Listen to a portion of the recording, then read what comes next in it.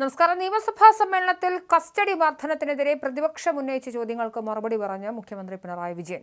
മുഖ്യമന്ത്രി പിണറായി വിജയനെതിരെ ആഞ്ഞടിച്ച് പ്രതിപക്ഷ നേതാവ് വി.ഡി. സതീശന് മറുപടി എണ്ണി പറഞ്ഞാണ് പിണറായി വിജയൻ നിയമസഭയിൽ പ്രസംഗിച്ചത്. സംസ്ഥാനത്തെ പോലീസ് അതിക്രമങ്ങളിൽ നിയമസഭയിൽ നടത്തിയ അടിയന്തര പ്രമേയ ചർച്ചയിലാണ് മുഖ്യമന്ത്രി പിണറായി വിജയൻ മറുപടി നൽകിയത്. തനിക്ക് മർദ്ദനമേറ്റത് സ്റ്റാലിന്റെ റഷ്യയിൽ വെച്ചല്ലെന്നും നെഹ്റു നേതൃത്വം നൽകിയ കോൺഗ്രസ് ഭരണകാലത്താണെന്നും പറഞ്ഞാണ് മുഖ്യമന്ത്രി തന്റെ മറുപടി ആരംഭിച്ചത്. ഇത് സ്റ്റാലിന്റെ റഷ്യയല്ല, ജനാധിപത്യ കേരളമാണെന്ന വി.ഡി. സതീശന്റെ പ്രസ്താവനയെ ഖണ്ഡിച്ചുകൊണ്ടായിരുന്നു പിണറായിയുടെ മറുപടി. മാത്രമല്ല, പോലീസ് സേനയ്ക്ക് പിണറായിയുടെ പ്രശംസയുണ്ട്.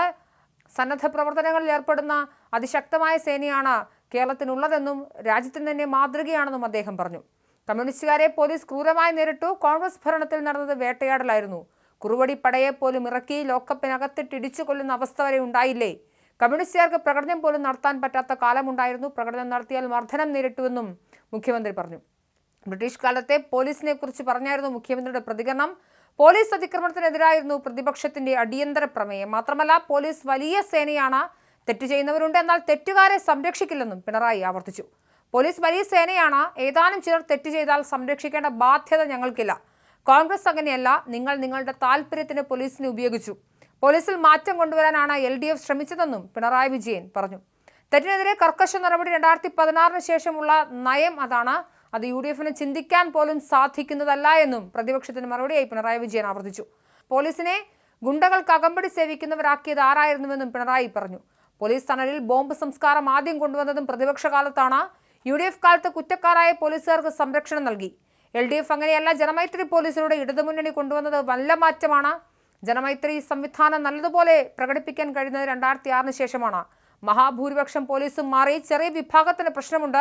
പുതിയ സമീപനം ഉൾക്കൊള്ളാത്തവരുണ്ട്. തെറ്റ് ചെയ്തവരെ സംരക്ഷിക്കില്ല, തെറ്റ് ചെയ്യുന്ന പോലീസുകാരെ സംരക്ഷിക്കില്ലെന്ന് പിണറായി ആവർത്തിക്കുകയും ചെയ്തു.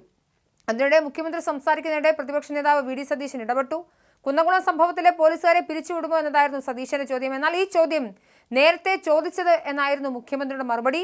കുന്നംകുളം കസ്റ്റഡിയിൽ നടപടി എടുക്കുമോ, ഇതിന് മറുപടി പറയാമോ എന്ന് വി.ഡി. സതീശൻ വീണ്ടും ചോദിച്ചതോടെ കുറ്റം ചെയ്താൽ സംരക്ഷിക്കില്ല എന്നായിരുന്നു മുഖ്യമന്ത്രിയുടെ മറുപടി. ഇതിനായി 108 പോലീസുകാർ ഇതിനോടകം പിരിച്ചുവിട്ടെന്നും ഇത്തരം നടപടി കോൺഗ്രസ് കാലത്തുണ്ടായോ എന്നും പിണറായി ചോദിച്ചു.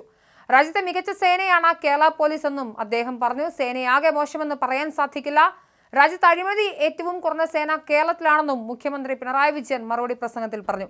പോലീസ് സേനയെ പ്രശംസിച്ചും പ്രതിരോധിച്ചുമായിരുന്നു മുഖ്യമന്ത്രിയുടെ നിയമസഭാ പ്രസംഗം. അതേസമയം കുന്നംകുളം കസ്റ്റഡി മർദ്ദനത്തിൽ നടപടി വേണമെന്നാവശ്യപ്പെട്ട് നിയമസഭയിൽ സമരം പ്രഖ്യാപിച്ചിരിക്കുകയാണ് പ്രതിപക്ഷ നേതാവ് വി.ഡി. സതീശൻ. സഭാ കവാടത്തിലാണ് സമരമിരിക്കുക.